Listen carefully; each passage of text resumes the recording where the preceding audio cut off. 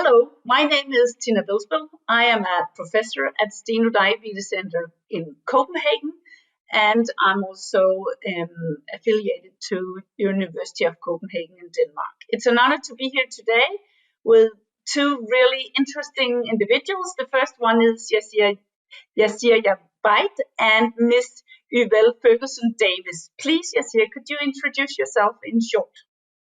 Thank you very much. Well, it's a pleasure to be here. I'm a primary care clinician in the UK, and I have a fairly big interest in cardiovascular disease and diabetes, which of course are two areas that are intrinsically linked. And I'm the sort of a clinical lead for these two areas in my region in the UK, which is Northamptonshire. And Hyvelle? And I am also honored to be here today. My name is Hyvelle. I'm a patient advocate. I'm a heart, stroke, and also living with type 2 diabetes. So the discussion is really necessary today. So I'm grateful to be here.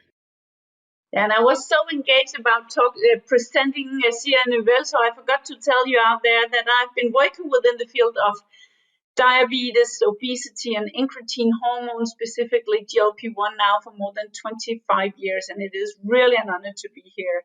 And we will, during the next minute, discuss very much indeed what are the risk factors for stroke in patients with type 2 diabetes, and what impact does that have in everyday daily life.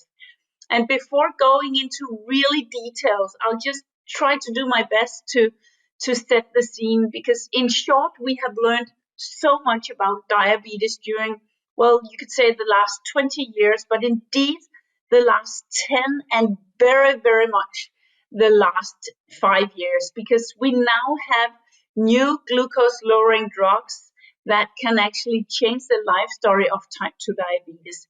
And we are so much further than just looking into the glucose, because today we know that yes, glucose is an issue. An improvement of glycemic control, or HbA1c, is extraordinarily important in respect to microvascular complications, so eyes, kidneys, and nerves. But we have also learned a lot about macrovascular disease. We know that 2 out of 3 of our patients unfortunately die due to cardiovascular disease. We know that 1/3 of our patients with type 2 diabetes, they have cardiovascular disease. And of that, more than 90%, maybe even more, is actually what we call atherosclerotic cardiovascular disease. And I must say, every time I look at these data, I'm worried, but it's also very much reflect on my everyday life, where I have patients with type 2 diabetes. They're challenged because they have a disease that they can't feel. And I want to give them drugs. I want to tell them to do a good lifestyle for a disease that they actually can't feel. They need to take drugs that might be expensive and might even have some side effects. But that's the everyday challenge, and I think it's very important. We'll also talk about guidelines, that we have so much knowledge today that really consolidate how important it is to have a good dialogue with individual patients. I know, Yassir, that you also see a lot of patients, and I don't know what are your thoughts about cardiovascular disease and specifically stroke in patients with type 2 diabetes? Well, I mean, cardiovascular disease for me, and you very eloquently set the scene, but cardiovascular disease, let's not beat around the bush, is the single biggest global killer.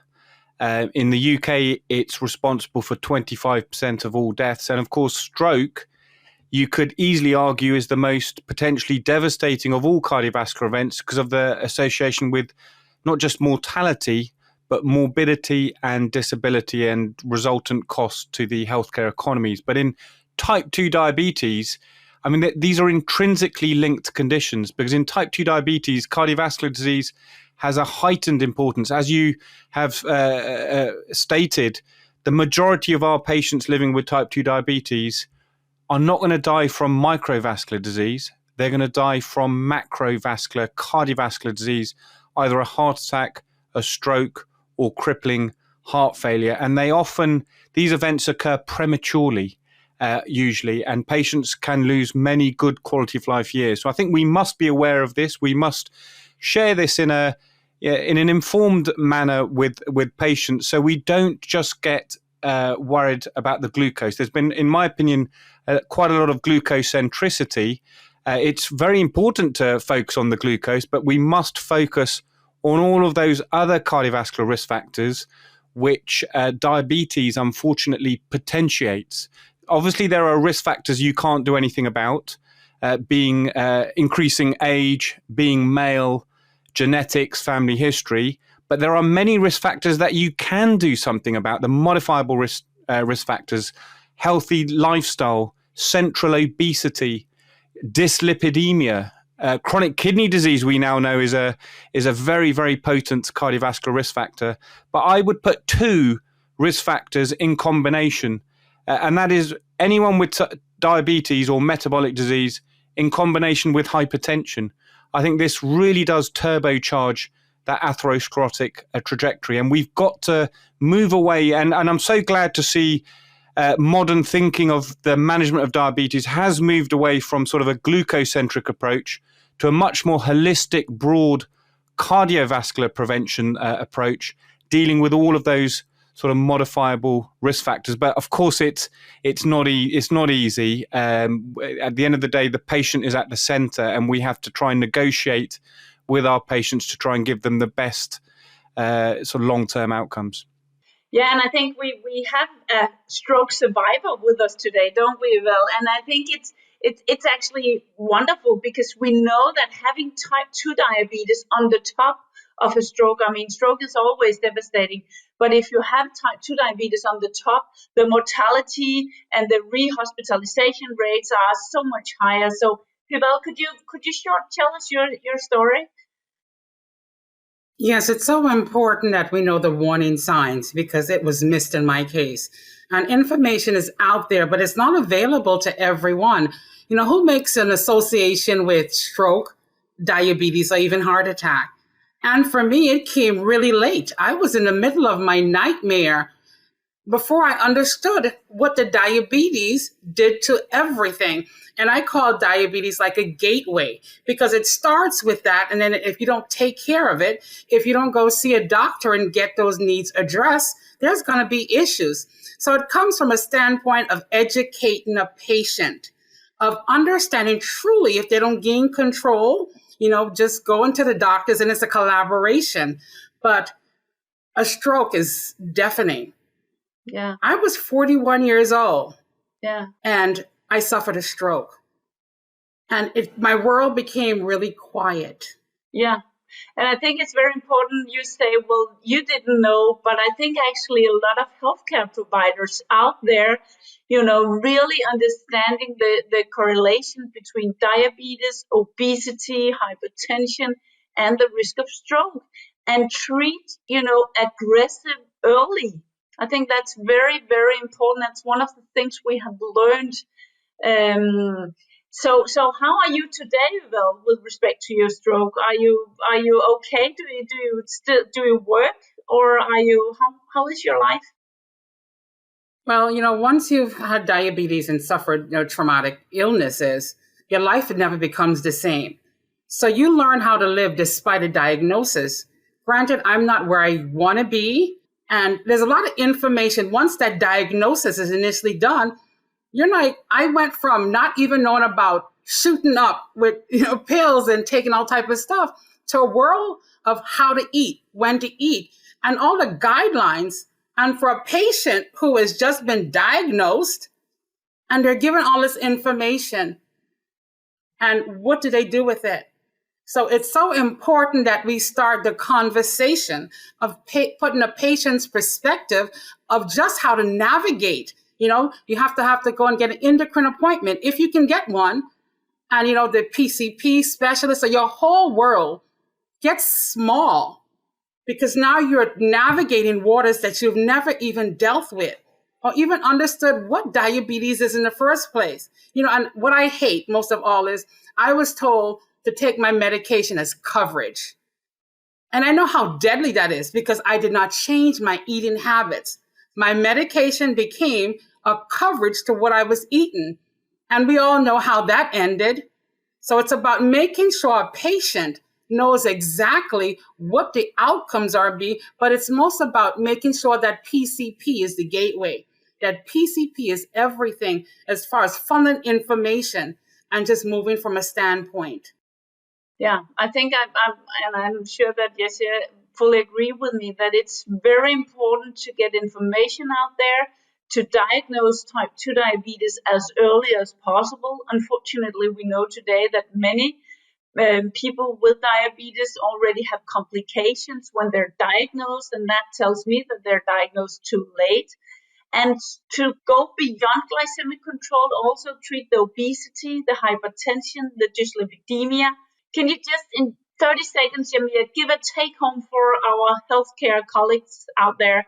What's your main advice to them? This is all about early and aggressive and proactive management. We mustn't be reactive. You've got a patient with type 2 diabetes with risk factors. We shouldn't wait for the almost inevitable premature cardiovascular event before deploying the aggressive strategy. Lifestyle interventions should be the foundation, but now we've got tremendous evidence and guidance for weaving in interventions with proven cardiovascular benefit. And I just want to make the point that when we talk about cost of interventions, I hear this all the time, and it's a big bugbear of mine. We often don't associate that with the impact of the complications on healthcare systems. And whichever way you look at the data, the money that is swallowed up by diabetes-related healthcare, the bulk of that expenditure is actually on managing complications. It's not the cost of the preventative treatments that hurts healthcare economies. It's the cost of the cardiovascular disease, the heart attacks, the strokes, the dialysis, the amputations. That's what really hurts healthcare systems. So it's not only morally and ethically the best thing for a patient to be proactive and early and aggressive. Actually, it's extremely cost efficient. Okay. Thank you very much for being on board today. It was a pleasure discussing with you. I wish we'd had twice as much time. Thank you very much. Thank you.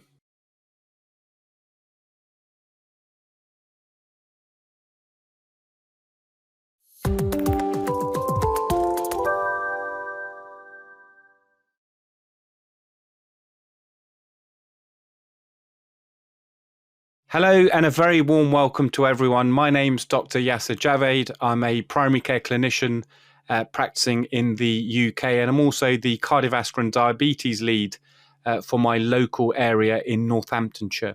And we're in for a real treat today because it's a huge honour and pleasure to be joined by Professor Tina Vilsbøll, who is a clinical professor at Steno Diabetes Centre, Copenhagen in Denmark. Welcome, Professor Vilsbøll. Thank you for taking time out of your diary. And we're also honoured to be joined by Professor Georgios Tsivgoulis, Professor and Chairman of the Second Department of Neurology in Athens, Greece. Welcome, Georgios. Thank you, Yassir. I'm glad to be here. So as we know, we're really in a new era of type 2 diabetes management, where there's a much greater focus on trying to prevent cardiovascular events, the single leading cause of morbidity and mortality in patients with type 2 diabetes. I think we're aware that there are two classes of drug therapy that can impact in this trajectory. Perhaps SGLT2 inhibitors have hogged perhaps too much of the limelight. This session is going to focus on GLP-1 receptor agonists. And as many of you may be aware, certain of the GLP-1 receptor agonists have been associated with significant cardiovascular benefit in patients with type 2 diabetes, and in particular stroke outcomes. So that's going to be our focus today. Perhaps we can go to Tina firstly. Can you just give a very quick, succinct summary on how the GLP-1 receptor agonists work? What mechanisms do they influence in the body systems? Oh, yeah. I wish I had a very long time because there are so many interesting things to say about GLP-1. This peptide is an incretin hormone. It's released from the gastrointestinal tract as we eat, but it has a very short half-life, and that's why we need GLP-1 analogs. Right now, we have many different ones, but the most usually the more common one that we use are once weekly GLP-1 receptor agonists, which are injections that you can give once a week. There are also an oral GLP-1, which you can take in the fasting state every day. The magic thing about GLP-1 is that, yes, it's a peptide, but it does not induce hypoglycemia. It improves glycemic control, but it's also correlated to a body weight decrease. And at the same time, its effect on blood pressure, on lipids, and the anti-inflammatory parameters in the blood, it's really, really interesting. When we talk specifically about stroke and cardiovascular disease, there are many rodent studies that indicate or demonstrate that GLP-1 changes the progression of atherosclerosis. There are many trials going on right now to look into what's the situation in humans. What we know so far is that it seems like that it changed atherosclerosis because of many things, but it changed endothelial function, it changed plaque stability, and in general, when we have all these large cardiovascular outcome trials, piling them together demonstrate a beneficial effect in respect to atherosclerotic cardiovascular disease, and indeed very much with respect to stroke.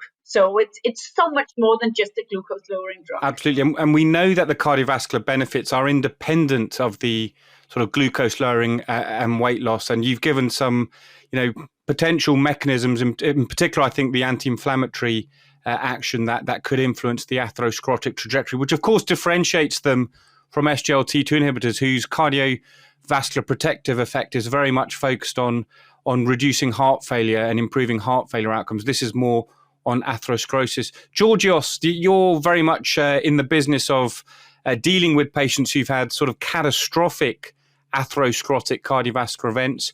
Any further light to throw on how these drugs may influence that trajectory and may protect patients, in particular from secondary sort of prevention of stroke? Yes, thank you, Yassir. First of all, I would like to highlight that approximately 20% of stroke survivors have history of diabetes mellitus or newly diagnosed diabetes mellitus, and 40% have diabetes mellitus or impaired glucose tolerance. Diabetes mellitus is a very strong risk factor for recurrent stroke in terms of small vessel disease, large artery atherosclerosis, even cardioembolism, because it's a potent risk factor for atrial fibrillation also. So it is very important in stroke survivors with diabetes to have optimal secondary prevention strategies. As Tina noted, there are multiple pleiotropic effects of GLP-1 receptor agonists, and I believe, based on a recent meta-analysis that we have conducted, that this effect is independent, as you already mentioned, of the blood glucose lowering effect, and it is consistent not only across primary, but also across secondary prevention, which is something new in our field, and this has not been shown by other similar medications. And I think you've alluded to a very important point. We know that diabetes is not only associated with earlier cardiovascular disease, certainly with my cardiovascular perspective, cardiology perspective, that disease, that atherosclerotic disease is often much more diffuse. So in a non-diabetic patient, we often see sort of single vessel disease in the coronary arteries, discrete lesions. But of course, in a patient who's had diabetes for a long time, it's much more diffuse, affecting multi-vessels, multi-territory. Is it the same in the brain, Georgios, when you see patients with diabetes? It is very unfortunate because you see extracranial atherosclerosis, you see intracranial atherosclerosis, you also see diffuse small vessel disease, infarcts in different territories. For me, it is the strongest risk factor to have multiple recurrent strokes. And of course, this leads to cognitive impairment, which is another issue that we don't have time to discuss. I'm not going to go into that, but I'm a vascular neurologist. If we want our survivors to have a good quality of life, that means that they need to be cognitively intact. So, Tina, I'd like to bring you in now. Can you give us a summary of some of the seminal clinical trial data sort of indicating that positive benefit of GLP-1 receptor agonists on the incidence of cardiovascular disease, but in particular stroke? Yeah, there are many cardiovascular outcome trials right now. Actually, we have in total 8 cardiovascular outcome trials with GLP-1 receptor agonists. In short, I'll tell you most about those that are the once weekly GLP-1s, because that's dulaglutide. We saw really nice data from the Rewind trial with dulaglutide, a once weekly GLP-1 receptor agonist, which was giving a little bit earlier in the diabetes disease, and actually in patients who were not that dysregulated or in very poor control, which is more common in some of the other CVOTs. So the data from the Rewind trial was really interesting, but also we now have data from the Sustain 6 trial, which is with once weekly semaglutide, really, really beautiful data in respect to stroke. And when the Pioneer 6 and the Sustain 6 was piled together, so that's oral versus subcutaneous semaglutide, also very, very strong data at 32% reduction in the risk of stroke with a hazard ratio that was significant. Very, very interesting data in a post-hoc analysis of 2 large CVOTs. So I must say, in short, we have a lot of evidence today demonstrating that in patients with cardiovascular disease and type 2 diabetes, they should indeed be treated with a GLP-1 receptor agonist. And then many of them probably also in a combination with an SGLT2 inhibitor. Well, thanks, Tina. That was a great overview on the on the very impressive data from that cardiovascular, in particular stroke perspective. Georgios, how have these data translated into guideline evolution, particularly with your sort of stroke hat on? How have the stroke fraternity digested these data and impacted your clinical guidelines? There were 3 large meta-analyses because, all recent guidelines are based on meta-analysis or randomized control trials. And all these meta-analyses consistently showed a reduction approximately of 15 to 20% in all strokes, non-fatal strokes, cardiovascular mortality, all-cause mortality, and MACE. So this is a very strong evidence in favor of the indication of GLP-1 receptor agonists for secondary stroke prevention. This has been highlighted in the American Heart Association guidelines and the European Society of Cardiology guidelines. I don't want to burden right now this session with the guidelines, where there's going to be a next session focusing on this. But Georgios, can you clarify that the signposting of GLP-1 receptor agonists for this purpose is irrespective of HbA1c? You're really using these drugs not for their glucose lowering properties, but for their cardiovascular protection. Is that what the guidelines are now saying? Yes, this is exactly right. This is consistently shown across different trials, and it's also being reproduced by the meta-analysis.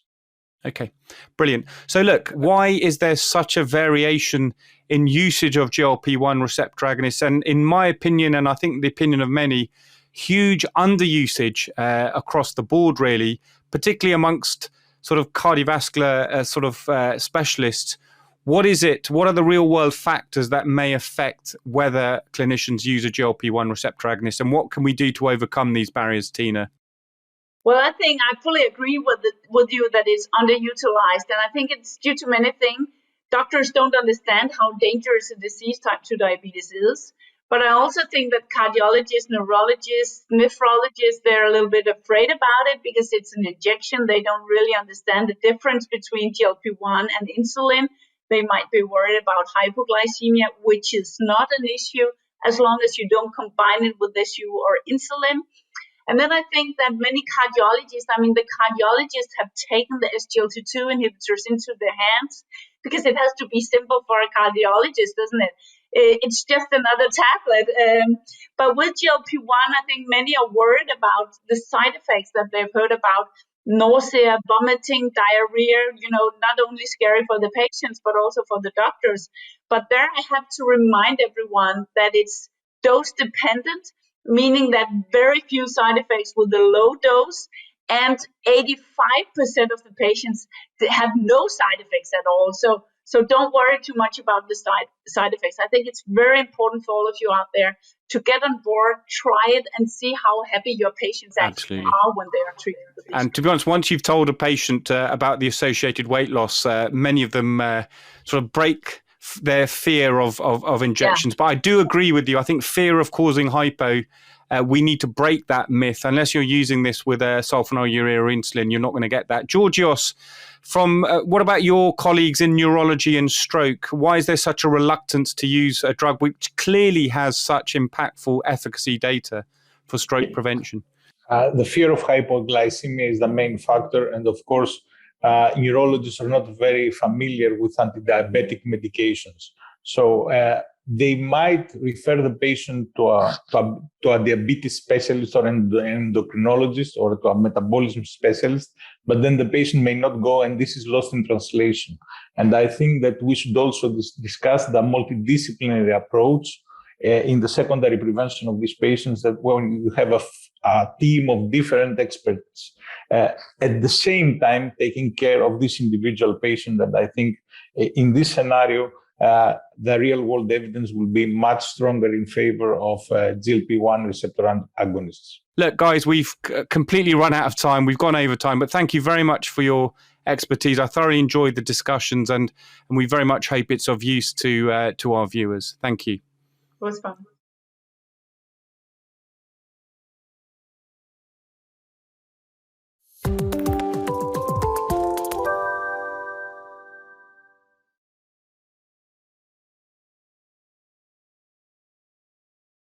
Hello, I would like to welcome you to this session. My name is Professor Georgios Tsivgoulis. I'm the chairman in the second department of neurology in the University of Athens. I'm a stroke physician, and I run an outpatient clinic which is focused on secondary stroke prevention. I have the great privilege to introduce Professor Tina Vilsbøll, who is a clinical professor at Steno Diabetes Center in Copenhagen at the University of Copenhagen in Denmark. Welcome, Professor Vilsbøll. Thank you. So we're going to discuss the recent guidelines with regard to primary and secondary stroke prevention in patients with diabetes. Tina will give us a brief overview with regard to the primary prevention guidelines, and then I will move on the secondary prevention guidelines. Tina, the floor is yours. Oh, thank you very much. I think many of you know that we just had an updated version of the EASD ADA guidelines when we talk about type 2 diabetes in general. They were published during the EASD in Stockholm in September. And I must say, in short, I am a big fan of those guidelines because they're really great. They're evidence-based. They have a very intense focus on individualizing treatment for each of our patients. Secondary prevention will be taken care of Georgios, but it's very important there that we go beyond glycemic control. If we talk about primary prevention, I also really would say that we have a lot of evidence today with our glucose lowering drugs, so much more than with metformin and SU when they were the most commonly used glucose lowering drugs. What the treatment today is split up into is two parts, you can say, when we talk about primary prevention.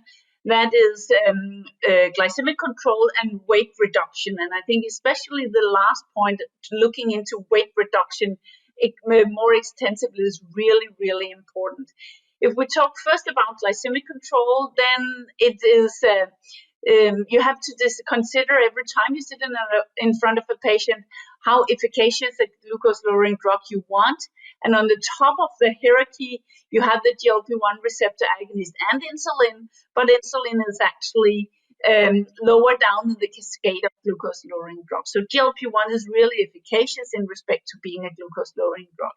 Then in respect to body weight, also the GLP-1 receptor agonists are on the top in that aspect. Many of our patients, they suffer from overweight or obesity, and I think it's very important to have that in mind when we talk about individualized treatment, not only in primary prevention, but also indeed in secondary prevention, because stroke, atherosclerotic cardiovascular disease, unfortunately goes hand in hand with obesity. So I think I'll bring it back to you, Georgios, and let us, talk about secondary prevention, which is also very important.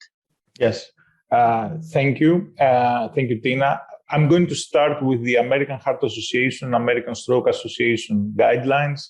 They're very evidence-based. They have a strong level of evidence with regard to ischemic stroke survivors for three indications. The first one is metformin. The second one is GLP-1 receptor agonist. And the guidelines highlight that this drug class is the most efficient in terms of secondary prevention based on multiple randomized controlled clinical trials and several meta-analyses without any heterogeneity with regard to the secondary prevention across the different trials.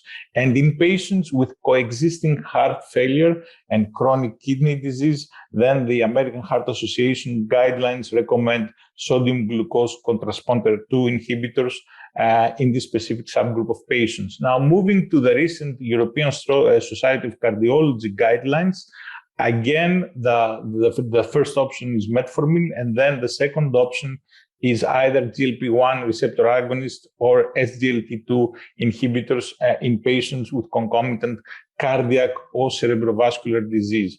Finally, the European Stroke Organization, that I have the privilege to serve as vice president, has issued the secondary prevention guidelines.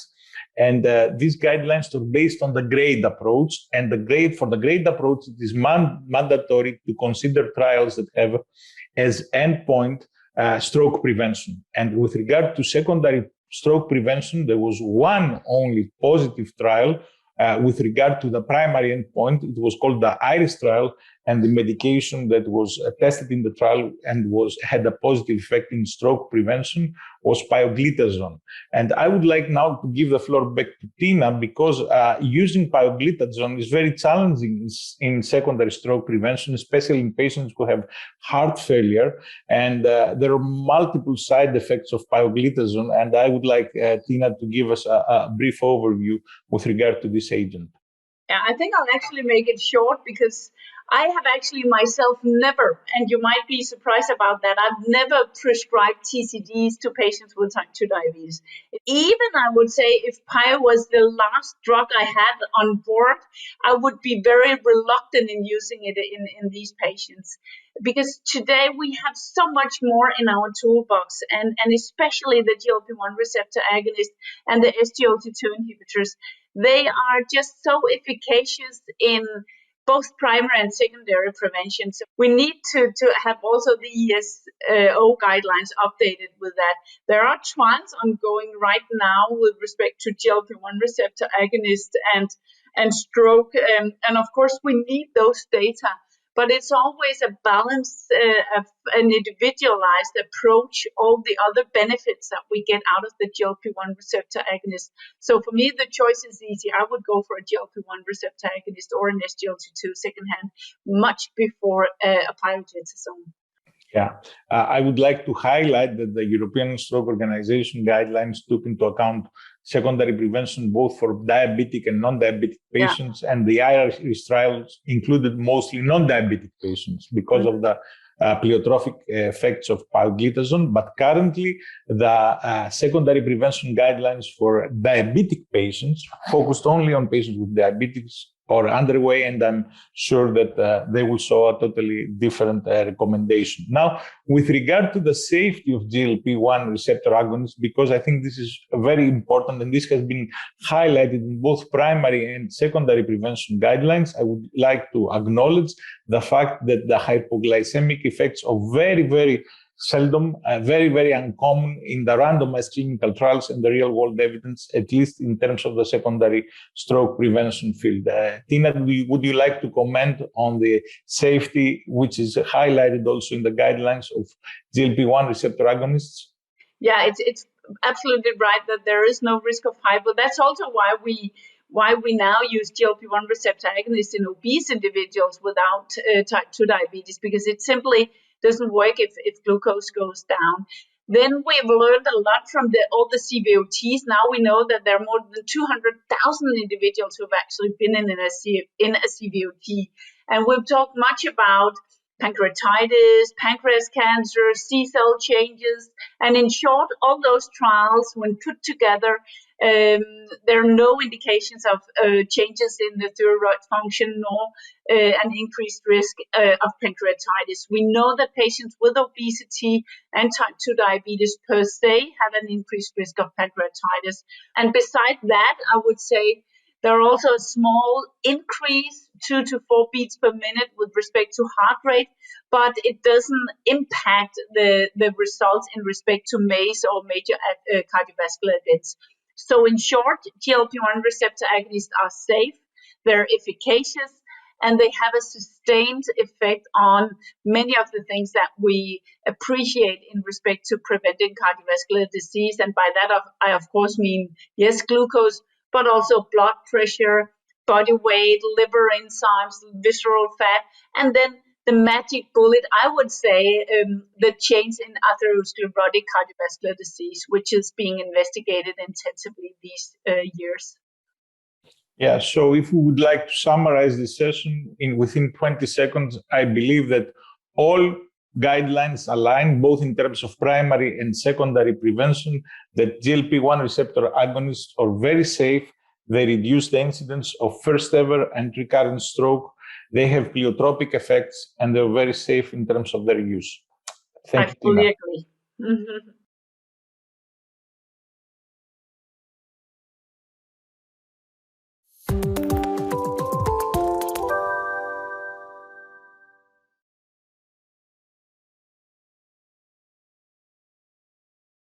Hello, my name is Tina Vilsbøll. I'm a clinical professor at Steno Diabetes Center in Copenhagen, affiliated to the University of Copenhagen. I'm honored to be here today. I'm joined by Professor Georgios Tsivgoulis. He's a professor and chairman of the second department of neurology of the National University of Athens in Greece. Welcome to you. Thank you. And also very much indeed, I would like to welcome Ms. Hyvelle Ferguson-Davis. She's a patient with type 2 diabetes, a stroke and heart attack survivor, and she's the ambassador of the American Heart Association and the American Diabetes Association. A warm welcome to you, Hyvelle. We're delighted. Thank you for having me. It's wonderful. In this section, we'll do our very best to discuss the modern management of stroke in type 2 diabetes. How can a multidisciplinary team actually collaborate in order to improve the outcome? For me, type 2 diabetes is extraordinarily interesting, but it's also a very, very complex disease. And very much indeed the recent years, because for a long time we actually had it for ourselves with the GPs or the primary healthcare providers, but now we have to collaborate with the cardiologists, the neurologists, the nephrologists, even the gastroenterologists. And I think that is actually extraordinarily interesting, but it's also very, very challenging. And I'd like actually to have the patient perspective before I go into discussing with Georgios. Hyvelle, what's your experience with all the doctors that you have been interacting with in your life? Can you tell us a little bit about that? It was frustrating in the beginning because I didn't understand the language. I know that there was a stat case. They had to move immediately. But there was a lot of language I didn't understand. There was a lot of referrals. There was a lot of barriers. And, once you've been hit with a stroke, your world changes. I was active, and all of a sudden now I couldn't think for myself. I couldn't move. I was in a wheelchair. And here I am, a wife, a mother, and I can't do the basic things. So you put on top of this having to go to see my PCP, and he's giving me referrals. And I'm just thinking about this chair that I'm sitting in and can't move and not able to think. So it was frustrating because I had to navigate with my husband as far as what to do, how to do it, look for my doctors for information because I needed help. I was in a position and I didn't like it because it's a lot. Once they say stroke emergency, the lights go off and your world becomes very chaotic. Yeah, I mean, it's just so strong for me to hear you say that, and it's just the other version of everything going around in our everyday clinic. I don't know. What do you think, Georgios? How do you What's your reflection on this? Yeah, there is no magic bullet, but I think that multidisciplinary collaboration is the future. So in our institution, we have what we call a cardiometabolism outpatient clinic. And with regard to cardio, it's not only cardiac disease patients, coronary artery disease, it's also stroke survivors. And there are 4 pillars in this outpatient clinic: cardiologist who is expert on coronary artery disease, neurologist with vascular expertise, vascular background, an expert on lipid metabolism, and endocrinologist. And all the 4 of us are treating at the same time this individual patient, because we know that referrals, and I would like to ask Hyvelle later for her feedback on that referrals are the cause for not prescribing the right medication to the individual patient. We're living in the era of precision medicine. Precision medicine does not mean that you have to go from one outpatient clinic to the other, have multiple appointments during like a 6-week period. No, you need to have all the expertise at the same time, at the same institution, and everything should be prescribed simultaneously by different experts. And I think that referring the patient from one specialty to the other, in the end, will hurt the patient. The patient will be tired. The patient will have poor adherence to the medication. And the last physician, who is the last referral, will never see the patient. Yeah. I think it's very important to have like the patient in the center. It's also what's written, at least in the diabetes guideline, you have the patient in the center, and then we all have to do individualized therapy on this patient. But it is a challenge because we also know that we all have our 2, 3, 4 drug classes that we want to have on board in this patient, and that actually piles up into a lot of drugs.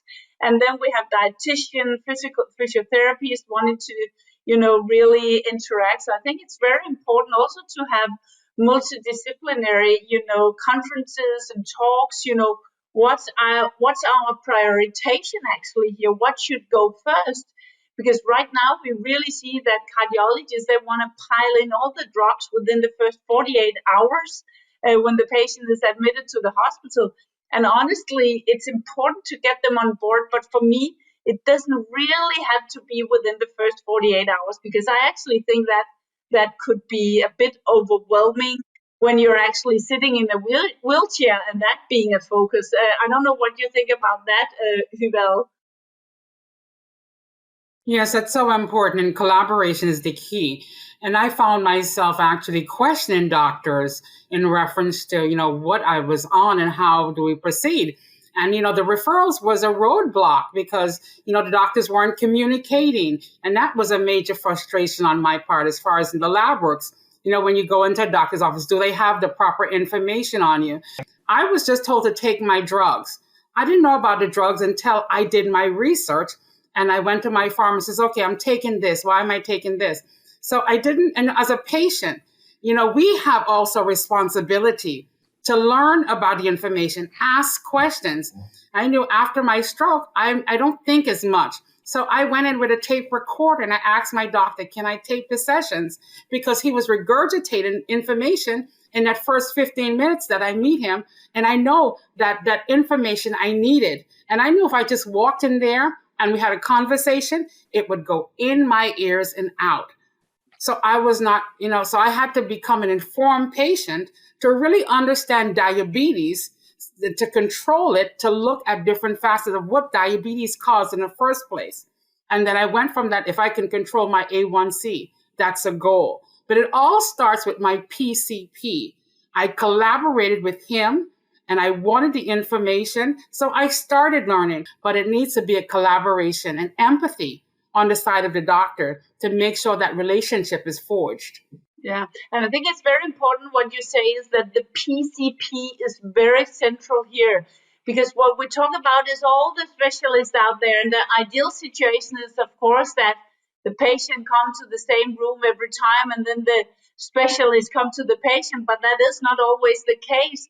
And that's why it's very, very important. I tell my patients that a lot, that they really have to have a PCP that they are, confident about. And if they don't like the PCP, they should get another one, because that is the one who should know the patient the best and then prioritize together with the patient. Okay, they all say A, B, C, D. I mean, where should we start? I think that is very important. I also think it's very important when you said that you had to learn about diabetes, you had to learn a lot, and you went on the internet and so on. I actually feel that it's our obligation to teach you about what's diabetes and what's stroke and educate you in collaboration, because by that, then I know what kind of education you get and not the Google education. I think that's actually very important to have a good collaboration on that, so you're not left out just with the internet. And sometimes I also, you're very bright, well, but I think many patients also need, the data more than once. So write down questions. I don't know what do you do, Georgios? What's your interpretation on this discussion? Yeah, but I think patient education is essential in terms of secondary prevention. We need to educate our patients to stop smoking and convince them why they should stop smoking. They should change their dietary habit. They should take their medications. Adherence is paramount. In order to have good adherence, you need to educate the patient and make him or her understand why she needs to take 5 or 6 pills, why she needs to do injections on her or himself. So we spend a lot of time, and we also providing very detailed instructions in writing, which is also very important. Yeah. Okay, time is running, Hyvelle. I'll give the last word to you, I think, because we have a lot of PCPs out there, a lot of neurologists. What's your 20-second pep talk to them? What should they do tomorrow? I think it's empathy that physicians need to have in care team, because a patient, once they know that a doctor care about them, then, it breaks down a lot of the hysteria of the matter. But it's so important that patients understand also that they have a role to play in understanding diabetes. Because like I said, I didn't know the ramifications of diabetes. Had I known the warning signs, especially, way before the stroke, it could have been prevented. And that's just information, just not a 1-hour class of how to take your insulin. That's not enough. It's not going to work. So we have to look at everything from a holistic approach and bring everybody at the table. Patient-centered, most definitely. Yeah, I love it. Georgios and Hyvelle, thank you very much for a really, really interesting discussion.